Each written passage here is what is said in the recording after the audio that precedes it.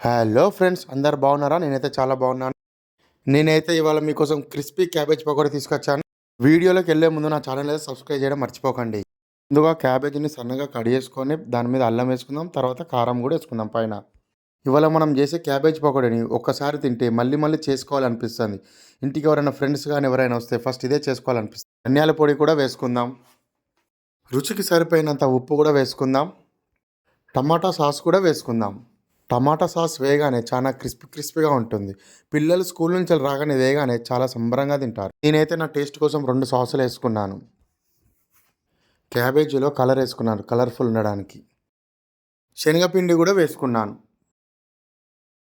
Cornflour కూడా వేసుకున్నాను. మొత్తం ఒకసారి మంచిగా కలుపుకున్నాను. మొత్తం కలుపుకొని 10 మినిట్స్ పక్కకు పెట్టాను. క్యాబేజీకి మొత్తం సాస్, ఉప్పు, కారం అన్నీ పట్టుకోవాలని. నా ఛానల్ని సబ్స్క్రైబ్ చేయడం మాత్రం మర్చిపోకండి.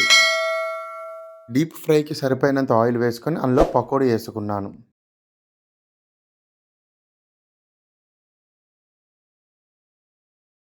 క్యాబేజీ పకోడీ మళ్ళీ కరకరలాడేలా కాల్చుకోవాలి మంచిగా.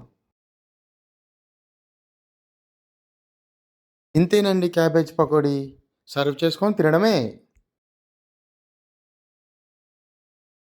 దీనిపైన జీడిపప్పు కూడా వేసుకోవచ్చు కాల్చుకున్నది. కొంచెం స్పైసీ కోసం నేను పచ్చిమిర్చి కాల్చుకున్నాను ఆయిల్లో, తినేటప్పుడు టేస్ట్ వస్తుందని.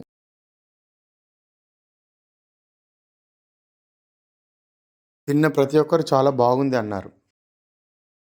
అండి రెస్టారెంట్ స్టైల్లో క్యాబేజ్ పకోడీ. మరిన్ని వీడియో కోసం నా ఛానల్ సబ్స్క్రైబ్ చేయండి, లైక్ చేయండి, షేర్ చేయండి, కామెంట్ చేయండి.